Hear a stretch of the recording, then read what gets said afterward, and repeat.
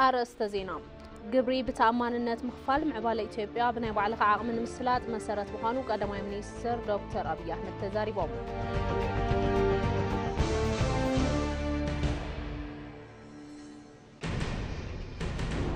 أبا عود حرشاز مزقب زلو عوض سيعو وحسنا مقبي أبا مرقات إثيوبيا كابا أفريكا قال أيت خمس خلت تقليتو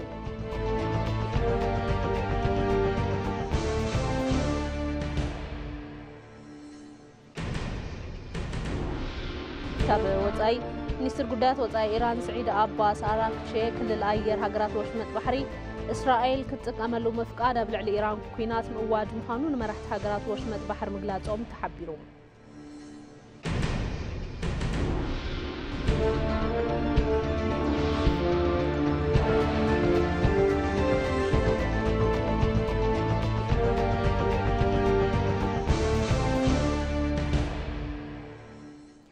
سلام دعنا بالليز خبركم تملكتنا كابو تي في مرب قنقوا تقرني على سوا مع زينة خاب ساعة جميرون أباكم كبليو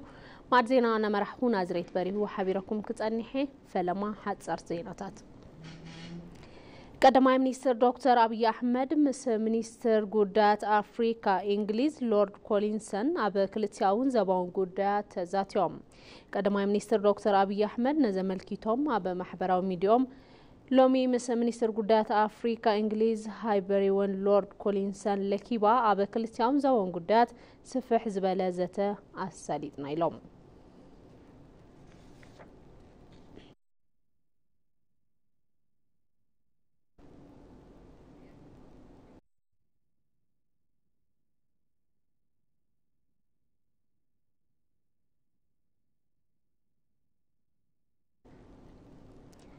إثيوبيا أبه ورحة تقمتي بزحات عالم لخا كونفرنسات نمتنقاد مدلاو غير الله خبل قلقالوت كوميونيكيشن منقستي أفليت منيستر ديتات قلقالو سلاماويت كاساب وانا وخونات استمتا مقلت هيبان أبه مقلتين كابز حلفة مفارق ورحن حاسة جميرو أبه ملا هاجر هايمانوتاون باهلاون بعلات بدمكات مخبارهم أزخاخيرا توم بعلات مدناتات هزبزت أنخاخرو باهلن كبرن إثيوبيا زنت أبارؤون كم زنبرو تزاربا إثيوبيا ورحة تقمتون بزحات عالم لخنا هقراون كونفرنسات نقاد مدلاو غير الليلن بمسارة زي كابت ميتنا تازخونة عالم لخا كونفرنس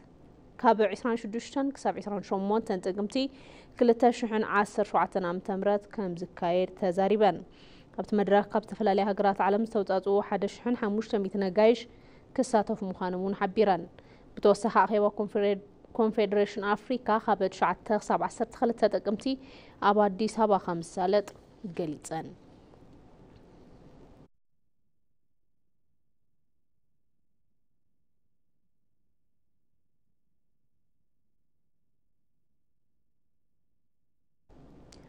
أب عودي حرشاز مزقب زل عوسي عبو وحسنا مقب مرقات إثيوبيا خاب أفريقيا كال 8 خونات قليتهم أفريقيا IOA زتبهلت كال أب زوتو حبريتا أب عود حرشا بزمزقب زلو معبالة إثيوبيا بمقب عرسن مسز خلاز بلد هقرات قوني ندوب أفريقيا سعيبا أب كالاي درجة ميدوالهم موروكو الجيريا نيجيريا غابون رواندا غانا سينيغال ناميبيان بقدم صعب كبسال سايك 17 بركي حيزاني الكبام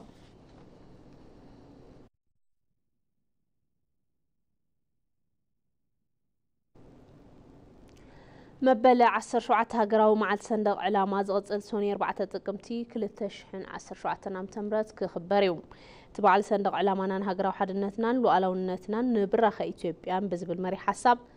أب فيدرال كللاتن كلتي محدار كتماتاتن بمريحنات بايتو كلت هزبي كخبريوم بعد هاقراو صندوق علامة ببعمتو مخبارو نهاقراو حدنات لوالونتن نغزال براخ إثيوبيان هاقراو من احنا مفتار لعل ترقم كامزلو حبريتا بايتو كلت هزبي ملاغت نهاقرن صندوق علمان زلن حق انيا فقري كلنا نقلت ألون أب قدم صندوق علامة داقم قالنا نحدث العلات كوني خبلون قريتهم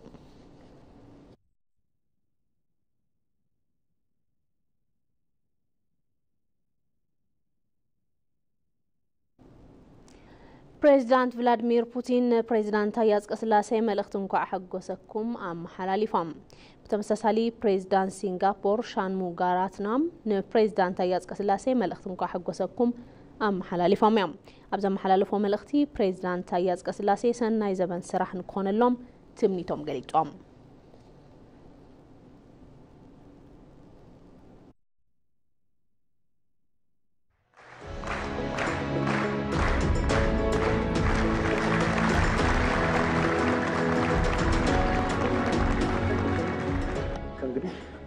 በኢትዮጵያ ምድር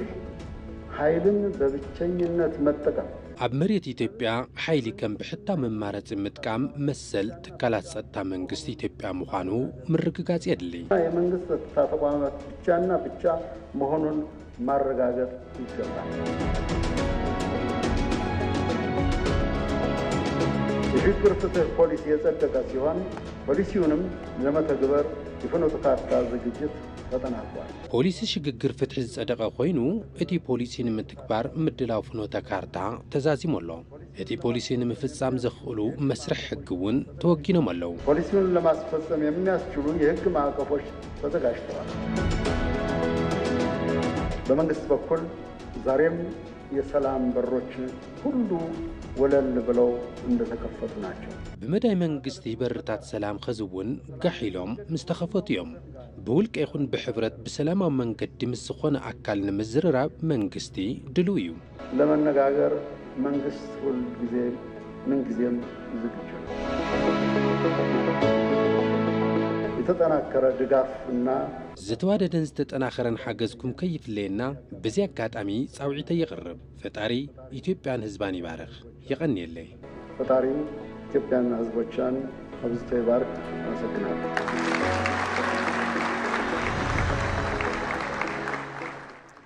ማርዜና ናውጽለዩ ሕዝርማ ብዝርዝር ናብ ዝሓረናዮም ጉዳያት ኢና ክንሓልፍ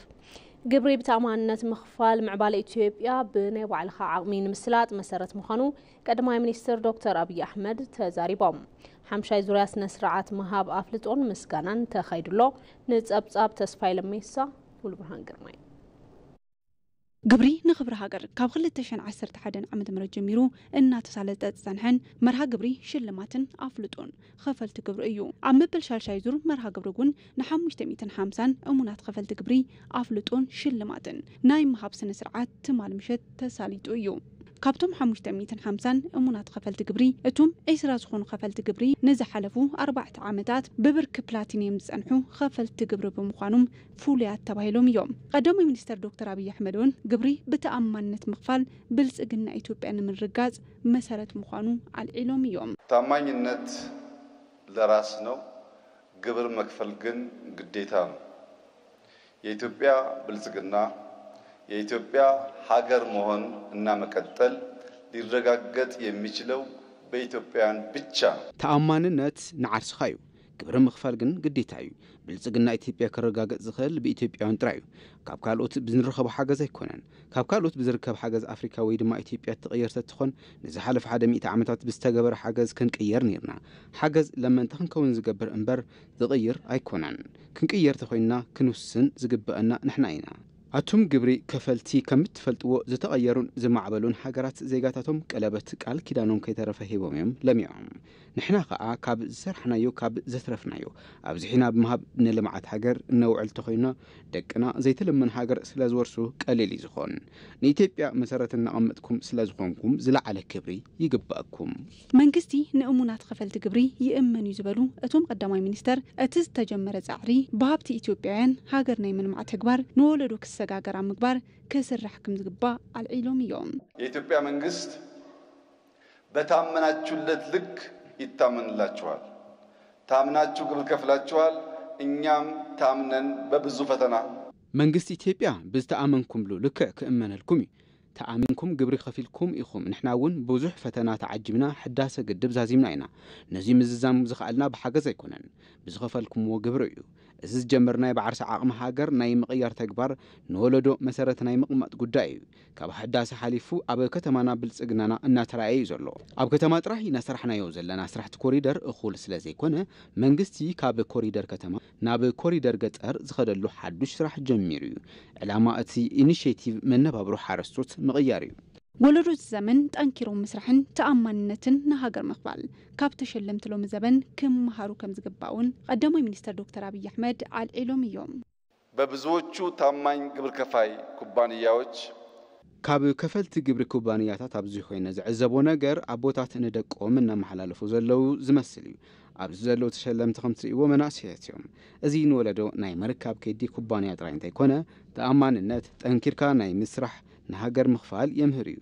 ሕዚ ዘሎ ወለዶ እውን ክመሃርን ክሰርሕን ይግባእ ኣብ በጀት ዓመት 2016 ዓመተ ምህረቱን 512 ቢልዮን ብር ካብ ከፈልቲ ግብሪ ከም ዝተኣከበ ተገሊጹ እዩ ሰራዊት ምክልኻል ሃገር ሰላምን ድሕነትን ህዝቢ ዝህውኹ ሓይልታት ልኡኾም ብምፍሻል ኣብ ውሽጢ ሓፂር ግዜ ዝተማልአ ሰላም ንምርጋጽ እናሰርሐ ከም ዝርከብ ሓላፊ ኣመራርሓ ተኹስን ላዕለዋይ ወታደራዊ መኻሪ ኢታማጆር ሹምን ሌተናል ጀነራል ኣለምሸት ደግፌ ተዛሪቦም ሰራዊት ምክልኻል ብናይ ውሽጢ እንደገና ኣካላት ዝፍተኑ ጸረ ሰላም ኣካይዳታት ናይ ምክልኻል ዝተማልአ ድልውነት ከም ዝወገነ እውን ተገሊጹሎም ንጸብጻብ ኣስረሳ ወገሼ በርሂ ብርሃነ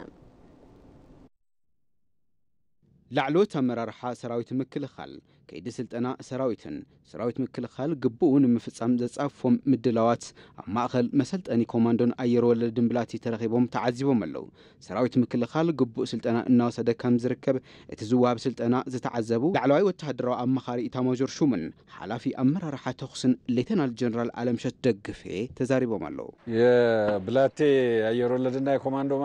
መሰልጠኒ ኣየር ወለድን ኮማንዶን ብላቴ ንወታደራዊ ስልጠና ኣዝዩ ምቹ ቦታ እዩ ኣብዚ ዝኣቱ መንእሰያትና ዕድለኛታት እዮም እዚ በቢ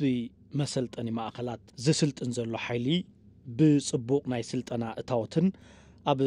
ዝሕሸ ወረዳን ዝለዓለ ምድላው ከም ዝወገነ ዘመላኽት እዩ ካብ ግዳማውያን ሓይልታት ዝተፈላለዩ አጀንዳታት በመቀበል ሰላም ዝዘርጉ ኃይልታት ልኡኹም ከም ዘይሰምር ሌተናል ጀነራል አለምሸት ደግፌ ተዛሪቦም በታሪካዊ ጠላቶቻችን አስተባባሪነት በመተሐባባራይነት ታሪካውያን ጸላእትና ዕጥቋት ውሽጥ ዓዲ እና ተጠቀሙ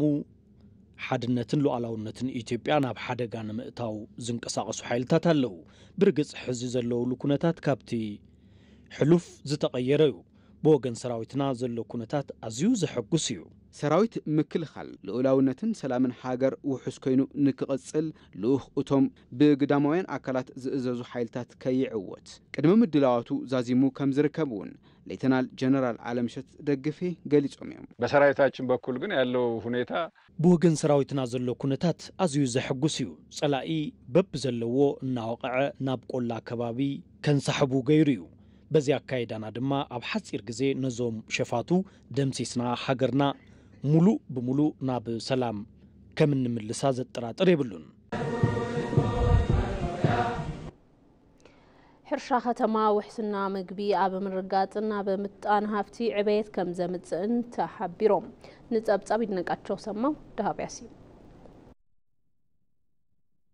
ኣብ አዲስ አበባ ክፍለ ከተማን ፋስል ክላፍቶ ነባር ዝኾኑ ኣይተ አበራ በየነ ኣብ ሕርሻ ከተማ ብምውፋር ዝተፈላለዩ ኣሕምልቲ ገደና የልምዑ ካብ ምግብነት ብዝሓለፈውን ንዕዳጋ ብምቕራብ ተረባሒ ከም ዝኾኑ እዮም ዝገልጹ ምንሰራቸው ቲማቲም ጎመን የጉራጌ ጎመን ቆስታ ሰላጣ እነኚህን በመስራት ተጨማሪ ገቢ እናገኛለን የሥራ ዕድል እንፈጥራለን ለቦታውም ገጽታና ውበት የተሻለ ነገር መሬት ደረቅ ነገር ከማየት ሁሌ ለመድ ሕርሻ ከተማ ለውጥ አመለኻኸታን ቆራጽነትን ዝሓትት እዩ ዝበሉ ኣይተበራ እቲ ዓውዲ ንኽዓቢ ሙያዊ ሓገዝ ቀረብ ልቕሕን ካልኦት እታወታትን ከማልኡ ከም ዝግባእ ይገልጹ በእርግጠኝነት ዝቅ ብለን ከሰራን በትግስት በእንክብካቤ አትክልቱ የሚፈልገውን ነገር ሁሉ ማቅረብ ከቻልን የተሻለ በሌላው ዓለም ላይ የምናየውን የግብርና ሴክተር እኛ ሀገርም መስራት እንደምንችል ይቻላል በክትትልና በተሻለ ስሜት በእኔነት የባለሙያ እገዛ ሲጨመርበት በዘልማድ ከምንሰራው ይልቅ የተሻለ ትንሽ ዕውቀት እገዛ ተደርጎበት ቢሰራ የተሻለ ቦታ ለማድረስ ባለን ካፒታል ጀምረናል መንግስት ደግሞ ይሄን አይቶ የብድር ፋሲሊቲ ቢያመቻችልን በእርግጠኝነት በጽሕፈት ሓረስቶትን ሕርሻን ክፍለ ከተማን ፋስልክ ዘፈር ሕርሻ ከተማ እና ዓበይ መምጽኦ በመሕባር ጸገምታ ዓውድን መፍታሕ ዝተፈላለዩ ሓገዛት ይግበሩ ምህላዎም ገሊጾም ብድር አቅርቦት ጋር ተያይዞ ትክክል ነው ያቀረቡት ጥያቄ ይሄን ብድር ሁሉም አርሶ አደር እንዲወስዱ በአሰራርም በመመሪያም የሚያስቀምጥላቸው ነው ይሄን እየተጠቀሙ ነው ያሉ አሁን ግን ባለው ነባራዊ ሁኔታ ቅድም እንዳየ ነው አሁን ያሉት አርሶ አደሮች ይሄ ብር የሚበቃቸው አይደለም በቀላሉ ከ10 እና ከ15 ሚሊዮን በላይ የሚጠይቁ አርሶ አደሮች ናቸው ሶ ፍላጎቱና አቅርቦቱ የተመጣጠነ አይደለም ይህን ከሚመለከተው ባለድርሻ አካል ኣብቲ ክፍለ ከተማ ልዕሊ 60 ሽሕ ዝኾኑ ነበርቲ ኣብ ስራሕ ሕርሻ ከተማ ዝተዋፈሩ ምዃኖም እውን ተገሊጹ ኣብ ኢትዮጵያ ልዕሊ 8,000 መጥቃዕትታት ሳይበር ከም ዝተፈተኑ ምምሕዳር መርበብ ሓበሬታን ድሕንነትን ኣፍሊጦም እቶም መጥቃዕትታት ቴክኒካል ጥራሕ ዘይኮኑስ ጂኦፖለቲካዊ ትርጉም ዘለዎም ምዃኖም እውን ተገሊጹሎም ሓምሻይ ሃገር ለኸ ወርሒ ሳይበር ድሕንነት ቁልፊ መሰረተ ልምዓት ንዲጂታል ሉዓላውነት ብዝብል ቴማ ኣብ ሙዚየም ሳይንስ ተኸቢሩሎም ንጸብጻብ ፍሬ ህይወት ረታ ጌታቸው አለሙ ሓበሬታ ፎረም ቁጠባ ዓለም ከም ዘመላኽቶ ዓለምና ብሰንኪ መጥቃዕቲ ሳይበር ከም ኣቆጻጽራ ኤውሮጳ 2022 8.44 ትሪልዮን ዶላር ከም ዝሰኣነት የመላኽት ኣብ ኢትዮጵያ እውን መጥቃዕቲ ሳይበር ምስ ዝሓለፈ ዓመት ትነጻጸር ምውሳኹ ተገሊጹ በዚ ድማ ውልቀ ሰባትን ትካላትን ኣብ መጥቃዕቲ ሳይበር ኣመልኪቱ ዘለዎም ሕጽረት ግንዛበ ንምውሳኽቲ መጥቃዕቲ ከም ሓደ ምኽንያት ከም ዝቑጸር ዋና ዳይሬክተር ቲም ምምሕዳር ትግስት ሓሚድ ገሊጸን በ2015 ወደ 6959 ያክል ኣብ 2015 ኣብ ሃገርና ኣስታት 6959 ፈተነታት መጥቃዕቲ ሳይበር ኣብ ልዕሊ ዝተፈላለዩ ቅልፉ ትካላት ፈተነታት ዝተገበረ እንትኸውን እዚ ኣሃዝ ኣብ ዝሓለፈ ዓመት ኣብ 2016 ናብ ኣስታት 8854 ክቢል እዩ ንመጥቃዕቲ ሳይበር ተቃላዕቲ ካብ መንጎ ዝገበሩና ነገራት ወዲ ሰብ ወይ ድማ ተጠቀምቲ ሳይበር ምህዳር ሕጽረት ግንዛበ ከም ዘለዎ ዝተሰርሑ ዝተፈላለዩ መጽናዕትታት የመላኽቱ መጥቃዕቲ ሳይበር ኣብ ዓለምና ይጋጥሙ ዘለውን ወዲ ሰብ ካብ መንጎ ዝፍትኑን ሓደጋታት ተጸራሕዩ ዝበላተን ዋና ዳይሬክተር ነዚ ድማ ኣብ ኢትዮጵያ ማዕቀፋት ሕጊ ካብ ምውጻእን ተግባራዊ ካብ ምግባርን ጀሚሩ ስራሕቲ ከም ዝተሰርሑ ገሊጸን ሳይበር ደህንነት የሶስት መሰረታዊ ጉዳዮች ድሕንነት ሳይበር ድምር ውጽኢት ሰለስተ ዝተፈላለዩ ጉዳያት እዩ ናይ ቴክኖሎጂ ስርዓት ኣሰራርሓን ሓይሊ ሰብን እንብሎ ግደ ወዲ ሰብ ልዑል ቦታ ዝሕስቡ ምዃኑ ንቕሓት ሕሊና ዜጋታትና ኢሉ እውን ቁልፊ ትካላትና ምጉልባት ዘኽእሉ መርሃ ግብርታት ቀሪጽና ንምስራሕ ትካልና ሓደ ትኹረት ኣንፈት ገይርዎ እዩ በኣሰናድኣነት ምምሕዳር መርበብ ሓበሬታን ድሕንነትን ብብርኪ ሃገር ንዝሓለፉ 4 ዓመታት ወርሒ ድሕንነት ሳይበር ዘኽበርና እንትኸውን ትካላት ይኹን ዜጋታትና ሃገራዊ ድሕንነት ሳይበር ብመንጽር ምርግጋጽ ሓበራዊ ሓላፍነትን ግደን ከም ዘለዎም ግንዛበ ንምፍጣር ብሓፈሻ ዘይብዳህ ሃገራዊ ዓቕሚ ሳይበር ኣብ ምህናጽ ልዑል እጃም ተጻዊቶም እዮም ኣመሓዳሪ ብሄራዊ ባንኪ ማሞ ምህረቱ ብወገኖም ዝስንዘሩ መጥቃዕትታት ሳይበር ቴክኒካል ጥራይ ዘይኮኑስ ጂኦፖለቲካዊ ትርጉም ዘለዎም ምዃኖም ብምግላጽ ስራሕቲ ቅድመ መጠንቀቕታን ምድለዋትን ከም ዘድሊ ገሊጾም ለሃገር የዲጂታል መሰረተ ልማታችን ስንገነባ ከም ሃገር ናይ ዲጂታል መሰረተ ልምዓትና እንትንሃንጽ ሓደሽቲ ቴክኖሎጂታትና ምስ ኣገደስቲ ስራሕትና ብምውዳድ ናይ ግድን ብንቕሓትን ብጥንቃቐን ክውገን ይግባእ ኣብ ሃገርና ኣብ ልዕሊ መከፋፈሊ ሓይሊ ስርዓት ባንክታት መሰረተ ልምዓት ትራንስፖርት ወይ ድማ ኣብ ልዕሊ ኔትወርክታት ኣተሓላልዋ ጥዕና ሓንሳብ መጥቃዕቲ እንተበፂሑ ንማሕበረሰብና ልዑል ጉድኣት ከብጽሕ ይኽእል እዩ ኣብዚ ክልዓል ዘለዎ ጉዳይ እዚ ስጋኣት ቴክኒካል ስጋኣት ጥራይ ዘይኮነ ጂኦፖለቲካዊ ትርጉም ከም ዘለዎ እውን ምዝኻር የድሊ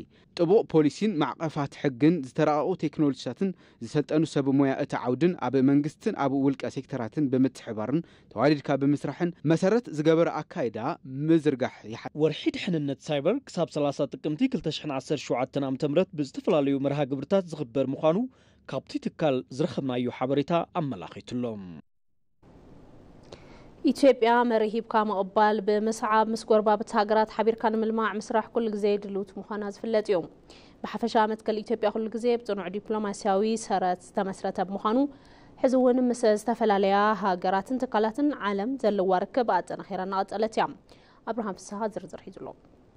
ኢትዮጵያ መሪሂብካ ምቕባል ብምኽታል ምስ ጎረባብቲ ሃገራት ሓቢርካ ንምልማዕ ምስራሕ ኩሉ ግዜ ድልውቲ ምዃና ይፍለጥ ምዚ ተታሒዙ ኣብ ዝቕነ ኣብያተ ምኽሪ ወከልቲ ህዝብን ፌደሬሽንን ራብዓይ ዘበን ስራሕ ኣብ ዘሳለጥሉ እዋን ኣብ ቀረባ እዋን ፕሬዚዳንት ፌደራል ኮይኖም ዝተሾሙ ታዬ አጽቀሥላሴ ኣብ 2016 ዓ.ም ኢትዮጵያ ምስ ጎረባብቲ ሃገራት ብምትሕባር ንምስራሕ ከም ዝኽኣለት ኣረጋጊጾም እዮም ሀገራችን አማራጭ ወደብና የባህር በር ሃገርና ኣማራጭ ወደብን በር ባሕርን ንኽትረክብ ብሂብካ ምቕባል መትከል ብዝተጀመረ ጻዕሪ ምስ ሶማሊላንድ መረዳድእ ሰነድ ተፈሪሙ እዩ ምስ ዝተተሓሒዙ ዝተፈጠረ ዘየድሊ መቐት ዲፕሎማሲ ብምዝሓልን ገጽታ ንምጽላም ዝግበር ወፍሪ ብምፍሻል ብርኪ ብዙሓት ስራሕቲ ተሰሪሖም እዮም ሃገርና ኣብ ቀርኒ ኣፍሪካ ዘለዋ ተሰማዕነት ዓቕሚ ብምስፋሕ ኣብቲ ዞባ ዘላቒ ብሄራዊ ረብሓታት ንምርጋጽ ዘኽእሉ ስራሕቲ ተሳሊጦም እዮም ኢትዮጵያ ኣብ ቀርኒ ኣፍሪካ ሰላም ንኽዓስል ካብ ካልእ እዋን ኣብሊፃ እናሰርሐት ከም እትርከብ እውን እቶም ፕሬዚዳንት ገሊፆም እዮም። በአፍሪካ ቀንድ ሰላም እንዲሰፍን ኣብ ቀርኒ ኣፍሪካ ሰላም ንኽዓስል ብፍላይ ጎንፂ ሱዳን ንኽፍታሕ ብወገን ኤጋድን ሕብረት ኣፍሪካ ፃዕሪ እናተገበረ ዝርከብ እንትኾን ብኣመራርሓ ሃገርና ብርክ እውን ጎንፂ ሱዳን ጠጠው ንኽብል ግልፅን ተኸታታልነት ዘለዎ ዲፕሎማሲ ሰላም ምንቅስቓስ ተጠናኺሩ ቀጽል እዩ። ኣብ ክልቲያዊ ርክብ ብሄራዊ ረብሓታት ብምሕላው ከም ቻይና ዝበላ ፈተውቲ ሃገራት ርክብ ምጥንኻር ከም ዝተኻእለ እውን ወሲኾም ሓቢሮም የሀገራችንን የዲፕሎማሲ ግንኙነት ርክብ ዲፕሎማሲ ሃገርና ናብ ስሩዕን ክብ ዘብልን ብርኪ ብምስግጋር استراتيجيكاዊ ርክባት ምስ ምጥንኻርን ሓድሽ ምሕዝነት ምስ ምፍራይ መዳይ ውፅኢት ተረኺቡ እዩ። ኣብ በዓል ብዙሕ ወገን መድረኻት ተሰማዕነት ኢትዮጵያ ክብክበል ጉልህ ተግባራት ዲፕሎማሲ ተሳሊጦም እዮም። ኢትዮጵያ ኣብ ወርሒ ጥቅምቲ ብዙሓት ዓለም ለኸ ኮንፈረንሳት ንምትንጋድ ምድላው ጌራላ ክብል ግልጋሎት ኮሚኒኬሽን መንግስቲ ኣፍሊጡሎም። ሚኒስትር ዴኤታ እቲ ኣገልግሎት ሰላማዊት ካሳ ብእዋናዊ ኩነታት ዝጠመተ መግለፂ ሂበን እየን። ኣብ መግለፂአን ድማ ኢትዮጵያ ኣብ ወርሒ ጥቅምቲ ብዙሓት ዓለም ለኸን ኣህጉራውን ኮንፈረንሳት ንምትንጋድ ምድላው ጌራላ ኢለን። ብመሰረት እዚ ካብ ጥሜት ነፃ ዝኾነ ዓለም ለኸ ኮንፈረንስ ካብ 26 ክሳብ 28 ጥቅምቲ 2017 ዓ.ም ከም ዝካየድን ተዛሪበን። ኣብቲ መድረኽ ካብ ዝተፈላለዩ ሃገራት ዓለም ዝተውፃፁ 1500 ኣጋይሽ ክሳተፉ እዮም ዝብል ትፅቢተሎም። ካልእ ኢትዮጵያ ኣብ ዝቕነ ካብ ዝወገነቶም ዓበይቲ ዲፕሎማስያዊ ዓወታት ምስ ዝተፈላለዩ ሃገራትን ትካላትን ዝፈጸመቶም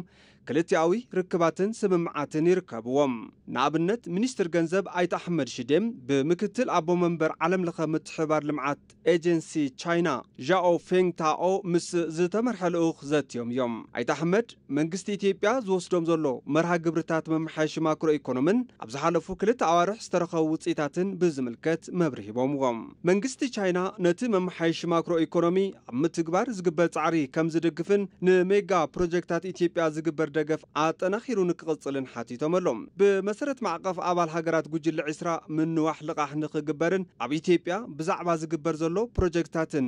ህጹጽ ደገፍ ፋይናንስን ምግባር ከም ዝግባእን ተዛሪቦም። ዣኦ ፌንግታኦ ብግድኦም ትካሎም ኣብ ቀረባ እዋን ዝተመረጹ ፕሮጀክታት ተግባራዊ ኣብ ምግባር ምስ ኢትዮጵያ ብምትሕባር ከም ዝሰርሕ ኣረጋጊጾም እዮም። ካብዚ ብተወሳኺ ኢትዮጵያን ሞሮኮን ብባህሊ ታሪኽን ሃይማኖትን ዘለዎን ርክብ ንምጥንኻር ተስማዕሚዐን። ብኣተሓባርነት ሚኒስትር ሰላም ኣብ ሞሮኮ ዕላዊ ዑደት ስራሕ ኣብ ምግባር ዘሎ ልኡኽ ኢትዮጵያ ምስ ሚኒስትር ጉዳያት ኢንዶውመንትን ሃይማኖትን ሞሮኮ ኣሕመድ ቶፊቅ ተዛትዩ እዩ። ሚኒስትር ዴኤታ ሚኒስትር ሰላም ዶክተር ከይረዲን ተዘራም ኣብቲ እዋን ባህልን ሃይማኖትን ህዝቢ ሞሮኮ ምስ ኢትዮጵያ ተመሳሳልነት ዘለዎ ኢሎም እቶም ክብርታት ኣብ መንጎ እተን ሃገራት እናማዕበለ ዝመፀ ክልቲያዊ ርክብ ምቕፃል ከም ዝግባእ እውን ተዛሪቦም እዮም። ኣሕመድ ቶፊቅ ብግዶም ኢትዮጵያ ንነቢዩ መሐመድ ዝገበረቶ ውዕለታ ኣብ ልቢ መላእ ሙስሊም ማሕበረሰብ ክትኣቱ ከም ዝገበረ እዮም ተዛሪቦም። ኢትዮጵያን ሞሮኮን ብባህሊ ታሪኽን ሃይማኖትን ዘለዎን ርክብ ንምጥንኻር ትካሎም ምስ ሚኒስትር ሰላም ብሓባር ከም ዝሰርሑ እውን ኣረጋጊጾም እዮም። ብተመሳሳሊ ኢትዮጵያን ኬንያን ተሳትፎ ዳያስፖራ ክብ ንምባል ኣብ ዘኽእሉ ዛዕባታት ዘትየን እየን። በሚኒስትር ዴኤታ ሚኒስትር ጉዳያት ወጻኢ ኬንያ ዝተመርሐ ልኡኽ ምስ ኣገልግሎት ዳያስፖራ ኢትዮጵያ ልውውጥ ልምዲ ገይሮም ኣሎም። ኣብቲ መድረኽ ሚኒስትር ዴኤታ ጉዳያት ዳያስፖራ ኬንያ ሮስሊን ንጆጉ አምባሳደር ኬንያን ካልኦት አባላት ሚኒስትር ጉዳያት ወጻኢ ኬንያን ተረኺቦም እዮም። ምክትል ዋና ዳይሬክተር ኣገልግሎት ዳያስፖራ ኢትዮጵያ በላይነህ ኣቅናው ስራሕቲ ልምዓትን ተሳትፎን ማሕበረሰብ ዳያስፖራ ኢትዮጵያ ንምጉልባት ዝገበረቶም ሕጋዊ ትካላውን ኣወዳድባን ከይድታት ከምኡውን ዝተረኸቡ ውፅኢታት ኣብርሆም እዮም። ኣብ ሊባኖስ ዘለዉ ዜጋታት ኢትዮጵያ ድሕንነቶም ኣብ ሓደጋ ንኸይወድቕ ቀዳምነት ተዋሂቡ ምስ መንግስቲ ተሃገር ይስራሕ ከም ዘሎ ሚኒስትር ጉዳያት ወጻኢ ገሊጹ ነይሩ። ኣቀባሊ ቃልቲ ሚኒስትር ኣምባሳደር ነቢያት ጌታቸው ኣብ ዝሃብዎ መግለጺ እቲ ሚኒስትር ኣብ ሊባኖስ ዘሎ ቅልውላው ስዒቡ ብዜጋ ተኮር ዲፕሎማሲ ንድሕነት ዜጋታት ልዑል ጻዕሪ ይገብር ኣሎ ኢሎም። ብሓፈሻ መትከል ኢትዮጵያ ኩሉ ግዜ ኣብ ጽኑዕ ዲፕሎማስያዊ ሰረት ዝተመስረተ ብምዃኑ ሕዚ እውን ምስ ዝተፈላለዩ ሃገራትን ትካላትን ዓለም ዘለዋ ርክብ ኣጠናኺራ እናቐጸለት ትርከብ።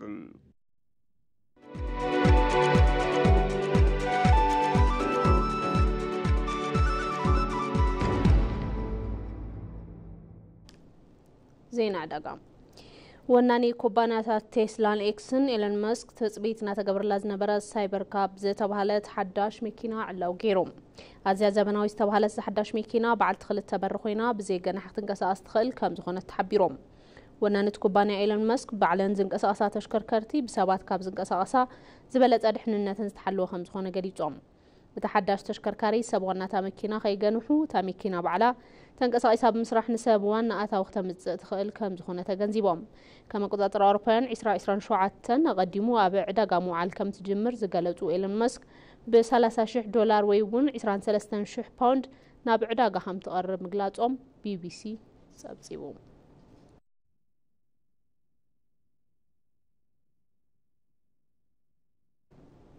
زينو تايم